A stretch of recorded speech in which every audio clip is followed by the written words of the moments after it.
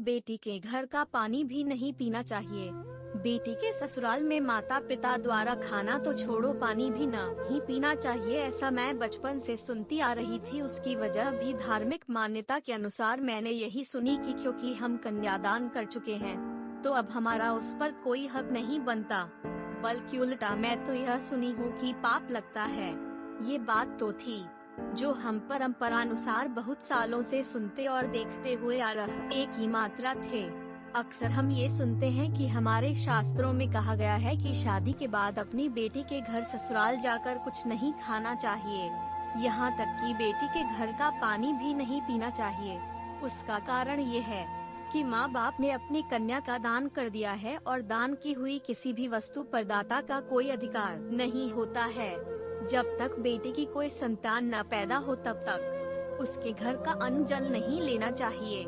जब बेटी के घर संतान पैदा हो जाए तो ये पाबंदी नहीं होती है।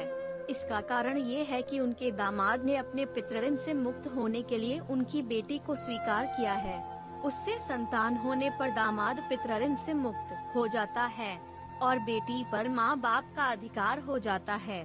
तभी तो दैहित्रया दोता अपने नाना नानी का श्राद्ध तर्पण करता है और परलोक में नाना नानी अपने दोते का किया हुआ श्राद्ध तर्पण पिंड पानी स्वीकार भी करते हैं। अगर बेटी के घर पुत्र नहीं होकर पुत्री भी पैदा होती है तो भी दामाद पर से पितृऋण का भार समाप्त हो जाता है।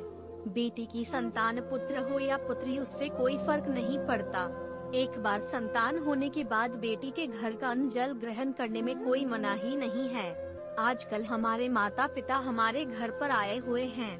बातों के दौर में मम्मी कह रही थीं कि एक समय था कि जिस घर में लड़की देते थे उस घर तो छोड़ो उस गांव का पानी भी नहीं पिया जाता था और अब देखो समय कितना बदल गया।